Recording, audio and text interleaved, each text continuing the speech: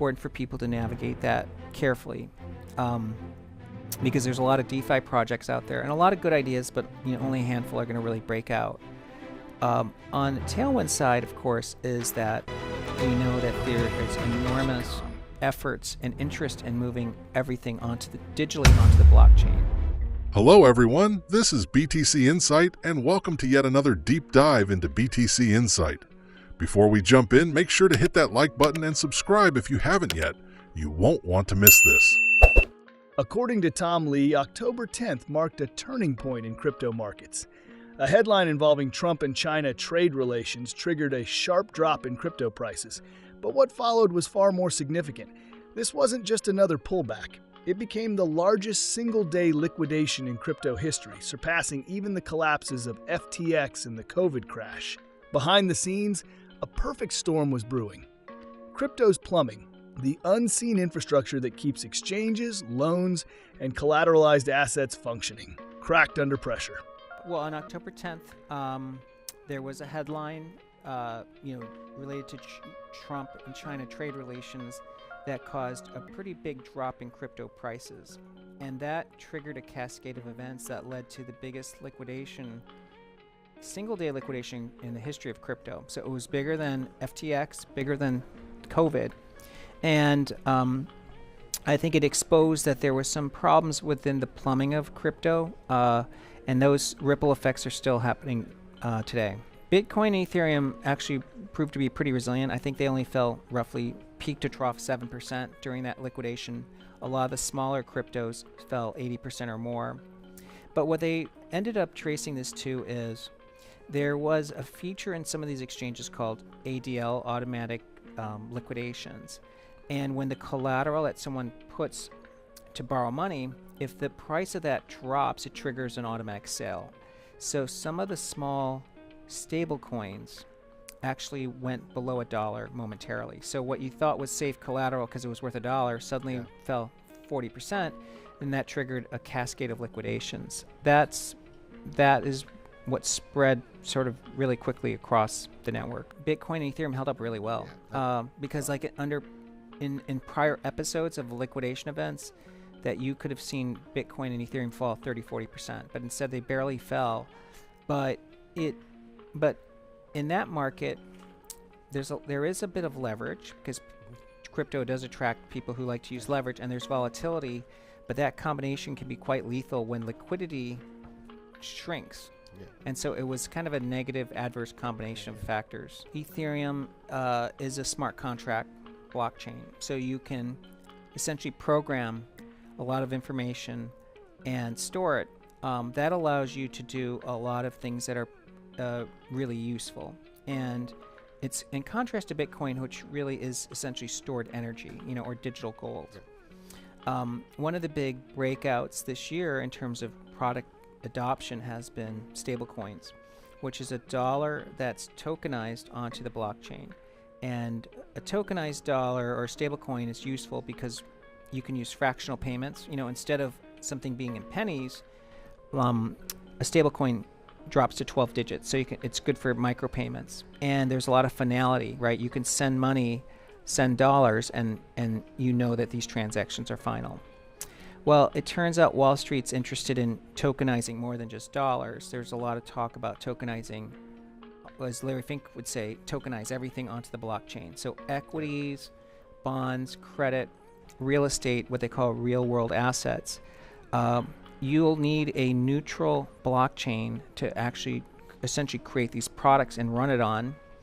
Ethereum makes a lot of sense because it's got a vast network of validators, meaning there's a lot of security.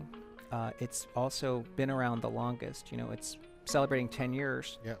And it has had 100% uptime, which means it's very reliable. And the Ethereum Foundation, has been pushing forward ideas and projects and in a way that is trying to be Wall Street friendly. And I think that's also really important. In fact, the fact that they're hosting an event here at the NYSE makes all the difference in the world. The NYSE is the most prestigious exchange in the world, right? Everybody in any country who does markets knows what the NYSE is. Lee emphasized that this event revealed a powerful new reality, the maturity and stability of leading digital assets. While smaller cryptos plunged 80% or more, Bitcoin and Ethereum stood their ground. That resilience wasn't an accident. It reflected greater institutional presence, stronger liquidity, and a growing recognition that these assets aren't just speculative instruments anymore.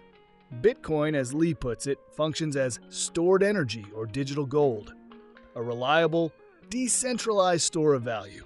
Ethereum, however, represents something far more dynamic. It's a programmable financial layer, enabling smart contracts and decentralized applications. Everything that happens in the real world, like economic activity, there's one unit of financial transaction. So the NYSE sits really at the center of that.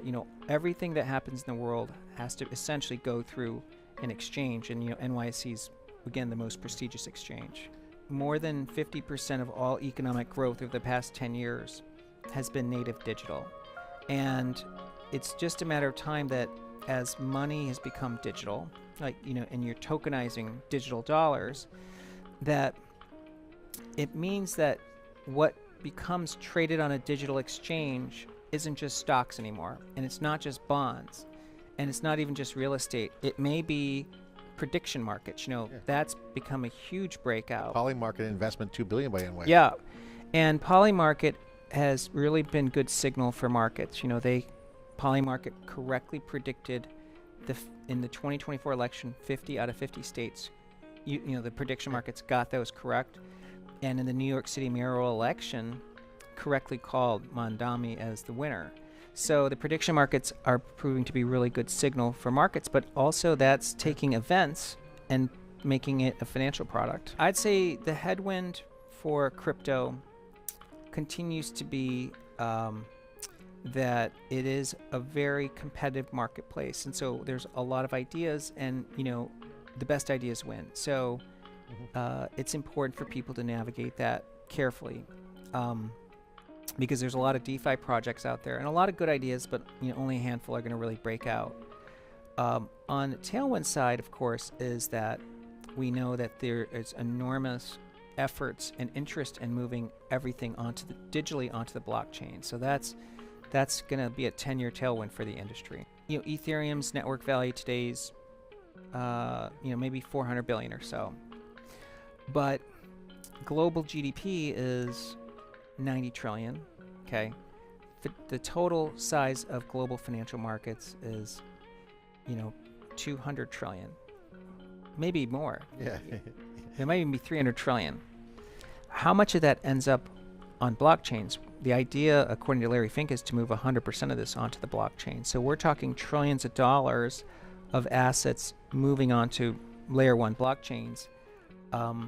That creates a lot of network value for the underlying chain that's essentially the base layer. With regard to Bitmine continues to do really well. It's now the largest holder of Ethereum in the world. Last time I was here, it was just starting, and now owns close to 2.9% of Ethereum.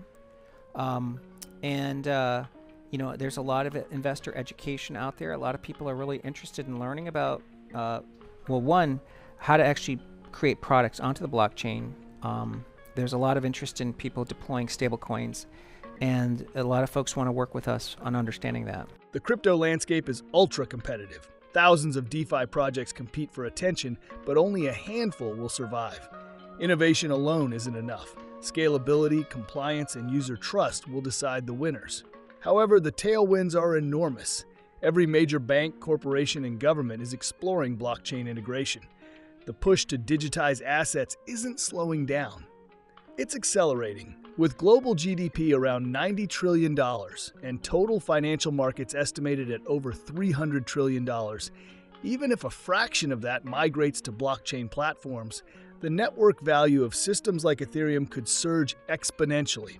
As Lee frames it, we're at the start of a 10-year tailwind for digital assets, and Ethereum is at the heart of it. That's it for today's look into BTC Insight. If you enjoyed this deep dive, hit that like button, drop your thoughts in the comments, and subscribe to stay on top of all the latest insights. Keep questioning, keep learning, and we'll catch you in the next one.